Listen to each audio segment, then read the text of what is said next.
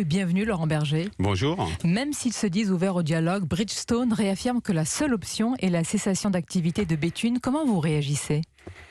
Avec un peu de colère quand même.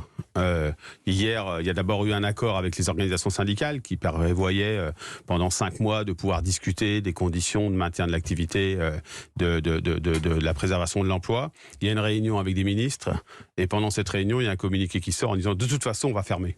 De toute façon, on va fermer. Donc maintenant, la question qui est posée, c'est, et vous le posez très bien dans votre présentation, c'est les salariés. Que se passe-t-il pour les salariés ? Et là, je crois qu'il faut contraindre Bridgestone à avoir une attitude responsable. Et comment on les contraint ? On les contraint en faisant en sorte qu'ils s'investissent sur le maintien d'une activité industrielle sur le site, des conditions d'accompagnement des salariés qui soient correctes.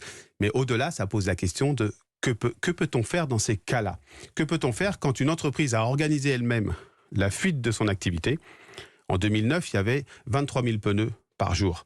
Il y en a 9 000 aujourd'hui. Depuis des mois et des années, la CFDT du site alerte en disant « Attention, ils sont en train d'organiser la baisse de l'activité ».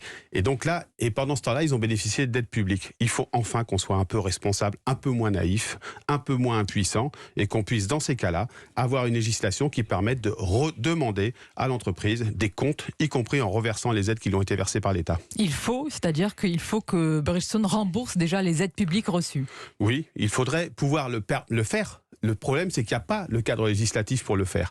Et donc, c'est tout l'enjeu aujourd'hui du débat sur les aides publiques versées aux entreprises. Ce que dit la CFDT, c'est que l'utilisation de ces aides pendant l'activité, elle doit être conditionnée à un accord du comité social et économique. S'il y avait eu ça à Bridgestone, les militants CFDT, comme d'autres organisations, auraient dit « Attention, ne versez pas les aides, ils sont en train d'organiser la baisse de l'activité ».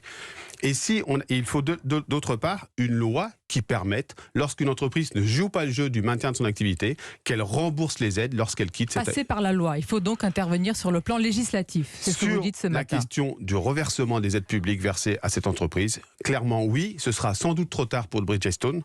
Mais il ne faut pas que ce cas, on le sait, se répète malheureusement trop souvent. Il ne faut pas que ça puisse se répéter. Laurent Berger, qui est naïf ? Qui est impuissant ? Vous venez de le dire, qui est naïf ? Mais je crois que personne n'est totalement impuissant parce que les collectivités territoriales, l'État vont pouvoir peser pour que Bridgestone assume une part de responsabilité sur le site.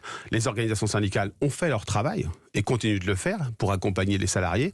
Donc ça va être, il va falloir continuer à faire ça, mais on a une forme d'impuissance collective. Lorsqu'un grand groupe ailleurs, pendant une réunion de ministres, décide de dire de toute façon, quoi qu'il arrive, quoi que vous décidiez, quoi que vous discutiez en ce moment, on ferme quand même. C'est un bras d'honneur. Oui, et donc il faut tordre le bras à Bridgestone. Oui, c'est un bras d'honneur. Oui, c'est une forme de bras d'honneur de la part de la direction de Bridgestone, et donc il faut tordre le bras de Bridgestone. Il faut les obliger à aujourd'hui à mettre de l'argent sur la table sur la réindustrialisation du site. Il faut les obliger à traiter correctement. Mais comment ? Même si vous leur demandez de rembourser les aides publiques, même si vous poussez des cris de colère, comment ? Si on leur demandait, si on avait la possibilité, encore une fois, parce que c'est pas le cas. C'est pour ça que je réclame qu'on réfléchisse enfin à cette conditionnalité des aides publiques. Si on avait la possibilité de le faire, croyez-moi, ils regarderaient à 2 fois avant de partir du site.